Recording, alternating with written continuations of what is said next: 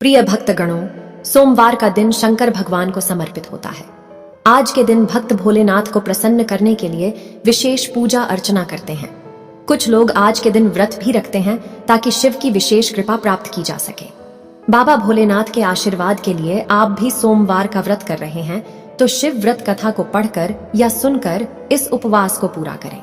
सोमवार व्रत की विधि नारद पुराण के अनुसार सोमवार व्रत में व्यक्ति को प्रातः स्नान करके शिव जी को जल और बेलपत्र चढ़ाना चाहिए तथा शिव गौरी की पूजा करनी चाहिए। शिव पूजन के बाद सोमवार व्रत कथा सुननी चाहिए। इसके बाद केवल एक समय ही भोजन करना चाहिए। साधारण रूप से सोमवार का व्रत दिन के तीसरे तक होता है, मतलब शाम तक रखा जाता है। सोमवार व्रत 3 प्रकार का होता है: प्रति सोमवार व्रत, सौम्य प्रदोष व्रत और 16 सोमवार का व्रत। इन सभी व्रतों के लिए एक ही विधि होती है। एक समय की बात है, किसी नगर में एक साहूकार रहता था। उसके घर में धन की कोई कमी नहीं थी, लेकिन उसकी कोई संतान नहीं थी। इस कारण वह बहुत दुखी था। पुत्र प्राप्ति के लिए वह प्रत्येक सोमवार व्रत रखता था और पूरी श्रद्धा के साथ शिव मंदिर जाकर भगवान शिव और पार्वती जी की पूजा करता था। उसकी भक्ति देखकर एक दिन मां पार्वती प्रसन्न हो गई और भगवान शिव से उस साहूकार की मनोकामना पूर्ण करने का आग्रह किया।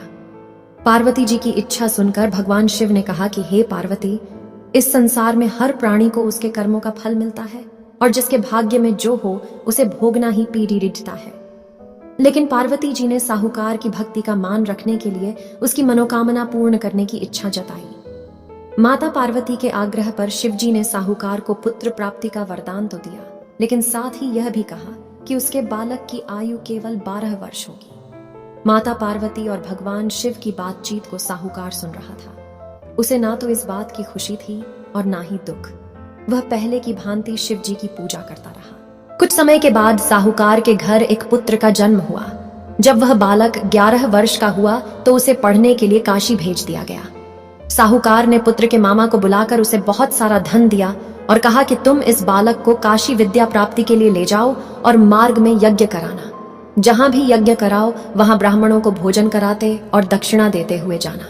दोनों मामा भांजे इसी तरह यज्ञ कराते और ब्राह्मणों को दान दक्षिणा देते काशी की ओर चल पड़े। रात में एक नगर पड़ा जहां नगर के राजा की कन्या का विवाह था, लेकिन जिस राजकुमार से उसका विवाह होने वाला था वह एक आंख से काना था। राजकुमार के पिता ने अपने पुत्र के काना होने की बात को छुपाने के लिए एक चाल सोची। साहूकार के पुत्र को देखकर उसके मन में एक विचार आया।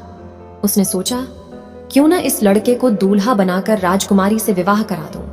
विवाह के बाद इसको धन देकर विदा कर दूंगा और राजकुमारी को अपने नगर ले जाऊंगा। लड़के को दूल्हे के वस्त्र पहनाकर राजकुमारी से विवाह कर दिया गया। लेकिन साहूकार का पुत्र ईमानदार था। उसे यह बात न्याय संगत नहीं लगी। उसने अवसर पाकर राजकुमारी की चुन्नी के पल्ले पर लिखा कि तुम्हारा विवाह तो मेरे साथ हुआ है, लेकिन जिस राजकुमार के संग तुम्हें भेजा जाएगा वह एक आंख से काना है। शिवजी के वरदानुसार कुछ ही देर में उस बालक के प्राण निकल गए। मृत भांजे को देख उसके मामा ने विलाप शुरू किया। संयोगवश उसी समय शिवजी और माता पार्वती उधर से जा रहे थे। पार्वती ने भगवान से कहा, स्वामी, मुझे इसके रोने के स्वर सहन नहीं हो रहा। आप इस व्यक्ति के कष्ट को अवश्य दूर करें। जब शिवजी मृत बालक के समीप गए तो वह बोले कि यह उसी साहूकार का पुत्र है जिसे मैंने 12 वर्ष की आयु का वरदान दिया। अब इसकी आयु पूरी हो चुकी है। लेकिन मातृभाव से विभोर माता पार्वती ने कहा कि हे महादेव, आप इस बालक को और आयु देने की कृपा करें, अन्यथा इसके वियोग में इसके माता पिता भी तड़प तड़प कर मर जाएंगे। माता पार्वती के आग्रह पर भगवान शिव ने उस लड़के को जीवित होने का वरदान दिया।